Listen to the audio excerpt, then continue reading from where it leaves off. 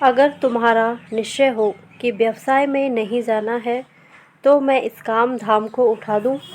अभी तो दाम अच्छे खड़े हो जाएंगे। नहीं तो मेरी सलाह यही है कि बैठो, पुश्तैनी काम संभालो, घर गृहस्थी बसाओ। पैसा पात्र कुपात्र नहीं देखता। क्या यह सच है? राजीव ने यह पूछा। वह आदर्शवादी था और एमए और लॉ करने के बाद अब आगे बढ़ना चाहता था। आगे बढ़ने का मतलब उसके मन में यह नहीं था कि वह घर के कामकाज को हाथ में लेगा। घर पर कपड़े का काम था। उसके पिता, जो खुद पढ़े लिखे थे, सोचते थे कि राजीव सब संभाल लेगा और उन्हें अवकाश मिलेगा।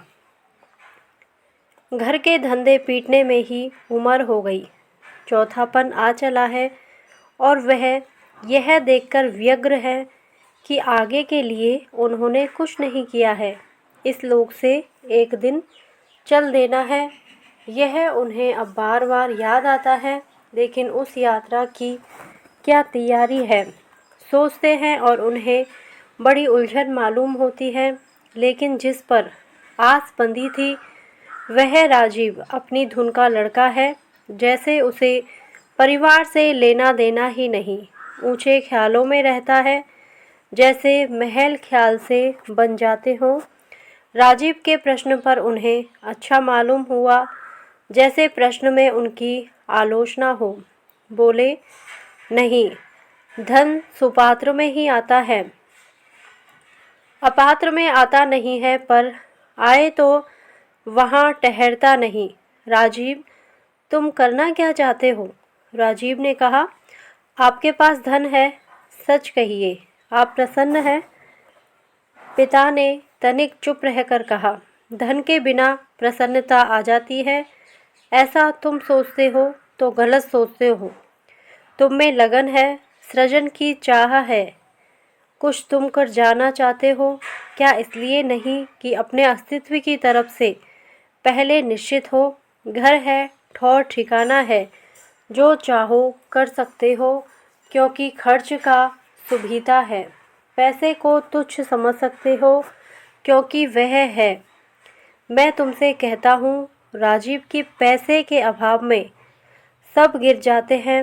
तुमने नहीं जाना, लेकिन मैंने उस अभाव को जाना है। तुमने पूछा है और मैं कहता हूँ कि हाँ, मैं प्रसन्न नहीं हूँ। लेकिन धन के बिना प्रसन्न होने का मेरे पास और भी कारण न रहता।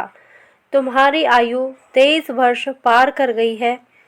विवाह के बारे में इनकार करते गए हो। हम लोगों को यहाँ ज़्यादा दिन नहीं बैठे रहना है। तब इस सब का क्या होगा? बेटियां पराए घर की होती हैं। एक तुम्हारी छोटी बहन है, उसका भी ब्याह हो जाएगा। लड़के एक तुम हो। सोचना तुम्हें है कि फिर इस सब का क्या होगा। अगर तुम्हारा निश्चय हो कि व्यवसाय में नहीं जाना है तो मैं इस काम धाम को उठा दूं। अभी तो दाम अच्छे खड़े हो जाएंगे। नहीं तो मेरी सलाह यही है कि बैठो, पुश्तैनी काम संभालो, घर गृहस्थी बसाओ और हमको अब परलोक की तैयारी में लगने दो।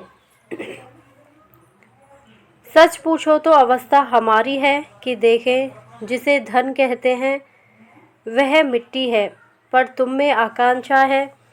चाहे उन्हें महत्वाकांक्षी कहो, महत्व की हो या कैसी भी हो, आकांक्षा के कारण धन धन बनता है। इसलिए तुमको घर से विमुख मैं नहीं देख सकता। विमुख मैं स्वयं अवश्य बनना चाहता हूँ, क्योंकि आकांक्षा अब शरीर के वृद्ध पड़ते जाने के साथ हमें त्रास ही दे सकेगी। आकांक्षा इसी से अवस्था के आने पर बुझ सी जाती है। तुमको आकांक्षाओं से भरा देखकर मुझे खुशी होती है। अपने में उनके बीज देखता हूँ तो डर होता है, क्योंकि उम्र बीतने पर जिधर जाना है उधर की सम्मुखता मुझ में समय पर न आएगी तो मृत्यु मेरे लिए भयंकर हो जाएगी। तुम्हारे लिए आगे जीवन का विस्तार है, मुझे उसका उपसंहार करना है और तैयारी मृत्यु की करनी है। संसार आसार है यह तुम नहीं कह सकते। हाँ, मैं यदि वहाँ सार देखूं तो अवश्य गलत होगा। तुम समझते हो, कहो क्या सोचते हो। राजीव पिता का आदर करता था। वह चुपचाप सुनता रहा। पिता की वाणी में स्नेह था, पीड़ा थी, उसमें अनुभव था, लेकिन जितनी अधिक ध्यान से और विनय से पिता की बात को उसने सुना, उसके मन से अपने सपने दूर नहीं हुए। अनुभव अतीत से संबंध रखता है, वह जैसे उसके लिए था ही नहीं। वह जानता था कि कमाई का चक्कर आने वाले कुछ वर्षों में खत्म हो जाने वाला है। यह बुर्जुआ समाज आगे रहने वाला नहीं, समाजवादी समाज होगा, जहां अपने अस्तित्व की भाषा में सोचने की आवश्यकता ही नहीं रह जाएगी। आप सामाजिक होने और समाज स्वतः आपका वहन करेगा। आपका योगक्षेम आपकी अपनी चिंता का विषय न होगा। राजीव पिता की बात सुनते हुए भी देख रहा था कि धनोपार्जन जिनका चिंतन सर्वस्व है, ऐसा वर्ग क्रमशः मान्यता से गिरता जा रहा है। कल करोड़ों में जो खेलता था, आज 400 रुपये पाने वाले मजिस्ट्रेट के हाथों जेल भेज दिया जाता है। वह वर्ग शोषक है, असामाजिक है। इसके अस्तित्व का आधार है कम दो ज़्यादा लो, हर किसी के काम आओ, इस शर्त के साथ कि अधिक उससे अपना काम निकाल लो। यह सिद्धांत सभ्यता का नहीं है, स्वार्थ का है, पाप का है। इस पर पलने पूछने वाले वर्ग को समाज कब तक सहता रह सकता है। असल में यह गुण है जो समाज के शरीर को खाकर उसे खोखला करता रहता है। उस वर्ग की खुद की सफलता समाज के व्यापक हित को कीमत देने में होती है। यह ढोंग अब ज़्यादा नहीं चल सकता है। इस वर्ग को मिटाना होगा और फिर समाज वह होगा जहाँ हर कोई अपना हित निछावर करेगा, फुलाए और फैलाएगा नहीं। स्थापित स्वार्थ, संयुक्त परिवार, जाति का सब लुप्त हो जाएगा। स्वार्थ एक होगा और परमार्थ होगा, हित एक होगा और वह सबका हित होगा। पिता की बात सुन रहा था और राजीव का तन इन विचारों के लोक में रमा हुआ था। पिता की बात पूरी हुई तो सहसा वह कुछ समझा नहीं। कुछ देर चुप ही बना रह गया। कारण बात की संगति उसे नहीं मिल रही थी। पिता ने अनुभव किया कि बेटा वहाँ नहीं, कहीं और है। उन्हें सहानुभूति हुई और वह भी चुप रहे। राजीव ने उस चुप्पी का असमंजस्य अनुभव किया। हठात बोला, तो आप मानते हैं कुपात्र के पास धन नहीं होगा? फिर इंजील में यह क्यों है कि कुछ भी हो जाए, धनिक का स्वर्ग के राज्य में प्रवेश नहीं हो सकता? उससे तो साबित होता है कि धन कुपात्र के पास ही हो सकता है। पिता की ऐसी बातों पर रोष आ सकता था, पर इस बात पर वह गंभीर हो गए। मंद वाणी में बोले, ईसा की वाणी पवित्र है, यथार्थ है। वह तुम्हारे मन में उतरी है तो मैं तुमको बधाई देता हूँ, और फिर मुझे आगे नहीं कहना है। राजीव को तर्क चाहिए था। बोला, आप तो कहते थे कि पिता और आर्द हो गए। बोले, मैं गलत कहता था। परम सत्य वह ही है जो बाइबल में है। भगवान तुम्हारा भला करे। कहकर वह उठे और भीतर चले गए। राजीव विमूढ़ सा बैठा रह गया। उसकी कुछ समझ में न आया। जाते समय पिता की मुद्रा में विरोध या प्रतिरोध न था। उसने सोचा कि मेरे आग्रह में क्या इतना बल भी नहीं है कि प्रत्याग्रह उत्पन्न करे, या बल इतना है कि उसका सामना हो नहीं सकता। उसे लगा कि वह जीता है, लेकिन जीत में स्वाद उसे बिल्कुल नहीं आया। वह आशा कर रहा था कि पैसे की गरिमा और महिमा सामने से आएगी और वह उसको चकनाचूर कर देगा। उसके प्रखर तर्क थे और प्रबल ज्ञान था। उसके पास निष्ठा थी और उसे सर्वथा प्रत्यक्ष था कि समाजवादी व्यवस्था अनिवार्य और अप्रतिरोध्य होगी। पूंजी की संस्था कुछ दिनों की है और वह विभीषिका अब शीघ्र समाप्त हो जाने वाली है। उसको समाप्त करने का दायित्व उठाने वाले बलिदानी युवकों में वह अपने को गिनता था। वह यह भी जानता था कि नगर के मान्य व्यवसायी की पुत्र होने के नाते उसका यह रूप और भी महिमान्वित हो जाता है। उसे अपने इस रूप में रस और गौरव था। वह निशंक था कि भवितव्यता को अपने पुरुषार्थ से वर्तमान पर उतारने वाले योद्धाओं की पंक्ति में वह सम्मिलित है। उसमें निश्चित धन्यता का भाव था कि वह क्रांति का अनन्य सेवक बना है।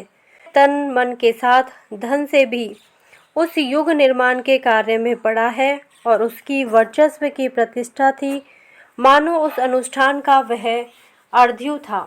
लेकिन पिता जब संतोष और समाधान के साथ अपनी हार को अपनाते हुए उसकी उपस्थिति से चुपचाप चले गए तो राजीव को अजीब लगा, मानो कि उसका योद्धा का रूप स्वयं उसके निकट व्यर्थ हुआ जा रहा हो। उसका जी हुआ कि आगे बढ़कर कहे कि सुनिए तो सही,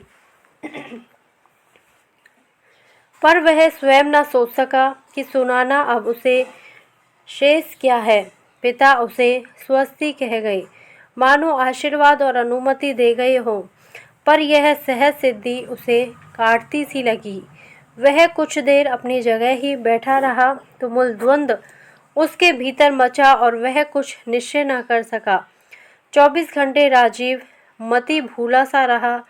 अगले दिन उसने पिता से जाकर कहा, आज्ञा हो तो मैं कल से कोठी पर जाकर काम देखने लग जाऊं। पिता ने कहा, क्यों बेटा? जी, और कुछ समझ नहीं आता। पिता ने कहा, तुमने अर्थशास्त्र पढ़ा है? मैंने अर्थ पैदा किया है, शास्त्र उसका नहीं पढ़ा। शास्त्र धर्म का पढ़ा है। ईसा की बात इस शास्त्र की ही बात है। अर्थशास्त्र भी वही कहता है, तुम जानो। मैं बीए से आगे तो गया ही नहीं और अर्थशास्त्र की 12 खड़ी से आगे जाना नहीं। फिर भी वहाँ शायद मानते हैं कि अर्थ काम्य है। राजीव बेटा, धर्म ने उसे काम्य नहीं माना, इसलिए उसकी निंदा भी नहीं है, उस पर करुणा है। तुम शायद मानते होगे, जैसे कि और लोग मानते हैं, कि तुम्हारा पिता सफल आदमी है। वह सही नहीं है। ईसा की बात जो कल तुमने कही बहुत ठीक है। मैं उसको सदा ध्यान में नहीं रख सका। तुमसे कहता हूँ कि निर्णय तुम्हारा है। निर्णय यही करते हो कि कोठी के काम को संभालो, तो मुझे उसमें भी कुछ नहीं है। तुम्हारी आत्मा तुम्हारे साथ रहेगी। मैं तो उसे सांत्वना देने पहुँच सकूँगा नहीं। उसके समक्ष तुम्हें स्वयं ही रहना है, इसलिए मैं तुम्हारी स्वतंत्रता पर आरोप नहीं लगा सकता हूँ। पर बेटे, मैं भूल रहा तो भूल रहा। धर्म की ओर इंजील की बात को तुम कभी मत भूलना। इतना ही कह सकता हूँ। समाजवादी हो, साम्यवादी हो, पूंजीवादी हो, व्यवस्था कुछ भी हो, धर्म के शब्द का सार कभी खत्म नहीं होता, न वह शब्द कभी मिथ्या पड़ता है। उसे मन से भूलोगे नहीं तो शायद कहीं से तुम्हारा अहित नहीं होगा। हो सकता है समाज का भी अहित ना हो। राजीव, बहुत दिनों से सोचता रहा हूँ। अब पूछता हूँ कि हम लोग दोनों, तुम्हारी माँ और मैं, अब जा सकते हैं कि नहीं? अपनी बहन सरोज के विवाह को तो ठीक ठाक तुम कर ही दोगे। धन्यवाद। यदि आपको ये कहानी अच्छी लगी हो तो प्लीज़ मेरे वीडियो को लाइक करें, शेयर करें और मेरे चैनल को सब्सक्राइब करें। Thank you.